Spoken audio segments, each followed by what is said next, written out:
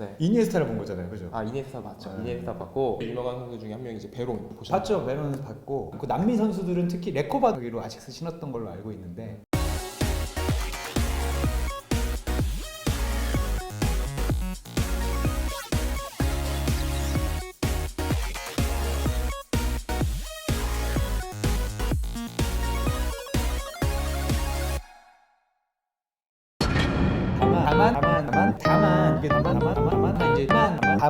다만 축구화 용품의 할아버지 축구화계 라떼 저입니다. 축구화를 많이 봤으니까 이것만 아니라 옛날 얘기도 해드릴 수 있도록 하겠습니다. 이게 기회가 힐컵이 높아가지고 뒤꿈치의 희생을 좀 감수를 해야 된다. 근데 그게 정말 개인 차이인 게 옛날에 그런 축구화가 있었어요. 이 축구화 신으면 무조건 뒤꿈치 까진다. 근데 저는 까져본 적이 없거든요. 제가 이제 거의 모든 축구화를 다 신어보고 테스트해본 결과 그것도 개인 차이인 것 같아요. 다만 그런 방법이 있죠. 그 인터넷 커뮤니티에 보면 데일밴드를 붙이거나 양말 뒤에 반창고를 붙이거나 그런 방법으로 해결하면 될 것 같고 저는 문제는 못 느꼈어요. 제 친구들 영국이나 유학 생활을 할 때 요란한 축구화를 신는 사람들은 이제 아시아 사람들밖에 없고 그러면 강한 태클을 받았다고 합니다. 거기는 잘하지 않으면 그런 거 신지 마. 남자는 까만 축구화야. 요즘에는 좀 달라진 것 같은데 예전에 잉글리시 프리미어 보면 진짜 그래. 거의 다 까만 축구예요. 이런 형광색이 유행하고 선수들조차 그 선택이 좀 늦어요. 근데 우리는 항상 화려한 걸 좋아했다. 한국 사람들이 화려한 걸 좋아해. 이니에스타가 와인 사장님이잖아요. 그래서 축구를 취미로 한다 뭐 이런 우스갯소리도 있긴 한데 뭐 그거 특별 에디션이어서 약간 좀 색깔을 이렇게 한 게 아닌가 싶은데 좀 어떻게 생각하세요? 그 알바 발언에 대해서는 한마디씩 짚고 넘어가야 될 게 연봉이 300억으로 나오는 300억짜리 알바 있으면 좀 소개 좀 시켜주고요. 알바는 아닌 것 같고 이니에스타가 와인 얘기를 직접 해요. 포스트에 나오잖아요. 와인 얘기를 직접 하긴 하는데 고베 오기 전에 아시아로 이적을 할 것이다라는 건 거의 기정사실화 됐었고 충칭으로 이적할 것이라는 얘기가 있었어요. 물론 모든 것이 이제 중국에서 가장 많이 팔리겠지만 중국 와인 시장이 막 터지고 있어요. 그래서 이제 충칭으로 이적하면서 충칭에서 이제 이니에스타 와인이 가장 많이 팔리게 하겠다라는 얘기가 나왔어서 근데 이제 결국 안 가고 일본에 왔는데 비셀고베 이 모기업이라고 할 수 있는 라쿠텐도 상거래 회사고 일본 분들은 뭐 시내 물방울 이런 것도 아시겠지만 와인 진짜 좋아해요. 결과적으로 와인 때문에 온 것도 맞고 제2의 삶을 위해서 온 것도 맞고 이것도 말씀하신 대로 써 있을걸요 제품에 버건디라고. 네. 와인 색깔이죠. 근데 뭐 와인이 딱 한 색깔만 뭐 이렇게 보면 색깔 달라지진 않겠지만 네 이거 와인 색깔 맞는 것 같아요. 그리고 딱 봤을 때 이니에스타다. 이니에스타는 와인이다라고 생각하는 분들이 많으니까 이 색깔로 굳이 한 것 같아요. 아식스 신은 다른 사람들이 또 누구 있을까를 봤는데 제일 유명한 선수 중에 한 명이 이제 베론 보셨나요? 봤죠. 베론 봤고 남미 선수들이 발이 되게 특이하게 생긴 경우가 많고 그 남미 선수들은 특히 레코바도 아마 내가 기억하기로 아식스 신었던 걸로 알고 있는데 그런 선수들은 편한 게 좋은 거예요. 왜냐면 축구는 이미 잘하잖아요. 뭐 그런 생각이 들고 베론 많이 봤고 오히려 전 레코바가 더 기억에 많이 남는 것 같아요. 네, 한국에 왔을 때도 아식스 축구화를 아마 신고 오지 않았나.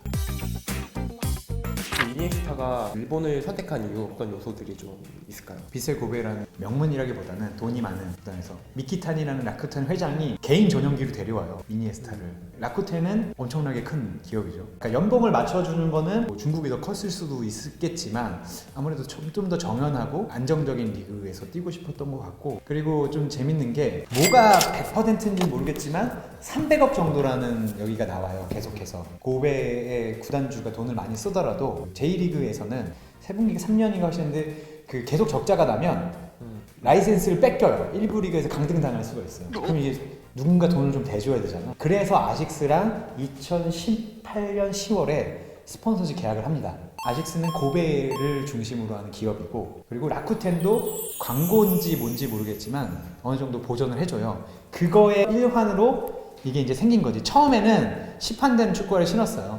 물론 그것도 이니에스타가 좀 맞춰줬겠지만 최근 한정판에 나온 거는 이제 이니에스타가 한 1년 정도 뛰었고 새로운 시즌을 맞이하면서 마케팅을 내놨을 텐데 하필이면 시국이 이런 시국이라 타이밍은 별로 좋지 않았던 것 같아요. 아식스가 고베 기반으로 일어난 뭐 기업으로 알고 있는데 신발들이 좀 되게 유명하잖아요. 여기가 좀 신발이 유명해진 이유가 좀 있을까요? 1949년에 이제 아식스가 고베에 세워졌었고 고베에 이진간이라고 있어요. 한자로 하면 이인이 그러니까 달을 이자에다가 관 이건데 외국인들이 세우는 가정에 이게 외세가 가장 먼저 들어온 것 중에 하나인 거예요. 여기에 일단 이제 항구도 크고 고베 이제 공업도시거든요. 그런데 고베도 고무공업이 상당히 발달을 해요.